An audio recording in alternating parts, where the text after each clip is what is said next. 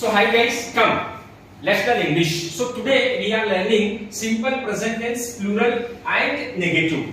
ಇವತ್ತಿನ ಟಾಪಿಕ್ ಹೆಸರಿದೆ guys ಅಂದ್ರೆ simple present tense, plural, negative. Plural ನಲ್ಲಿ ನೋಡಿ you, we, they, names ಇರುತ್ತೆ, helping or do ಇರುತ್ತೆ.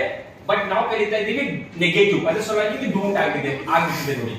Do not short form don't ಆಗುತ್ತೆ. So ಕ್ವೆಶ್ಚನ್ ಅಲ್ಲಿ V1, ಆನ್ಸರ್ ಅಲ್ಲೂ V1. ಇದರಲ್ಲಿ ಎಕ್ಸಾಂಪಲ್ ನೋಡೋಣ. Don't you go to college? ನೀನು ಕಾಲೇಜ್ಗೆ ಹೋಗಲ್ವಾ? No, I don't go to college. ನಾನು ಕಾಲೇಜ್ಗೆ ಹೋಗಲ್ಲ. Don't they help others? ಅವರು ಬೇರೆಯವರಿಗೆ ಹೆಲ್ಪ್ ಮಾಡಲ್ವಾ? No, they don't help others. ಇಲ್ಲ ಅವರು ಬೇರೆಯವರಿಗೆ ಹೆಲ್ಪ್ ಮಾಡಲ್ಲ. Don't Raju and Ravi speak English? Raju ಮತ್ತು ರವಿ ಇಂಗ್ಲಿಷ್ ಮಾತಾಡಲ್ವಾ? No, they don't speak English. ಇಲ್ಲ ಅವರು ಇಂಗ್ಲಿಷ್ ಮಾತಾಡಲ್ಲ.